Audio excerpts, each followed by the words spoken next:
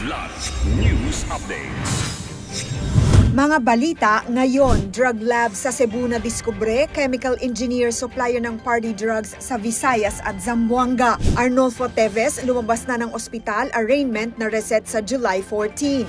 Maynila nakahakot ng halos 2,000 metric tons ng basura, Mayor Isko nanguna sa clearing operations. Ako po si Cesar Soriano para ihatid ang mga nangungunang mga balita sa buong kapuluan. Ngayon, isang hinihinalang drug laboratory ang sinalakay ng Police Regional Office 7 o Pro 7, PIDEA 7 at Cebu City Police Office sa isang apartment sa D. Jaco Salem Street, Barangay Zapatera kahapon June 30. Target ng operasyon ng isang 32 anyos na chemical engineer na una nang inaresto noong June 27 dahil sa 2.2 million pesos na halaga ng cocaine, ecstasy at shabu.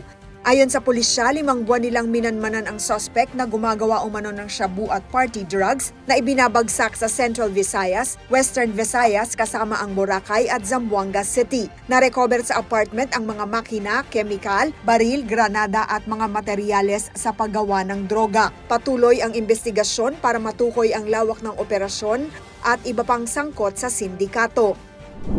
Lumabas na mula sa Philippine General Hospital o PGH ngayong July 1 si dating kongresista Arnolfo Teves Jr. matapos mabigyan ng clearance ng mga doktor.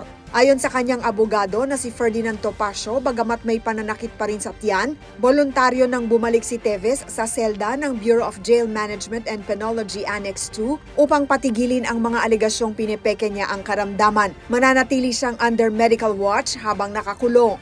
Samantala, ipinagpaliban ng Manila Regional Trial Court o RTC Branch 12 ang kanyang arraignment at pre-trial kaugnay ng multiple murder case dahil sa kalagayang pangkalusugan.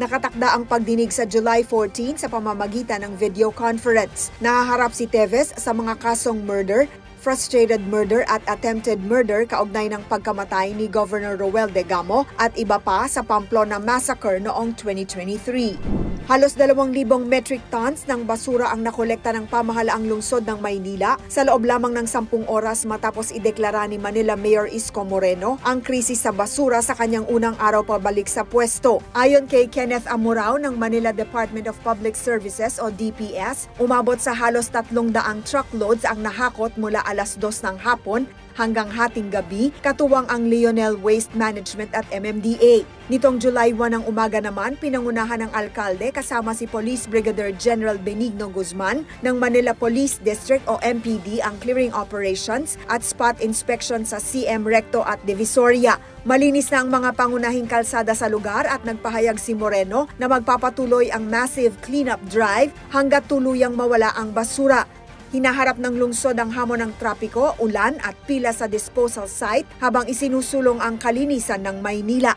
Para sa Kidlat News Channel, ako si Rosalyn Sinchonko, nag-uulat. ako po si Cesar Soriano, kasama nyo sa bawat pagputo ng balita.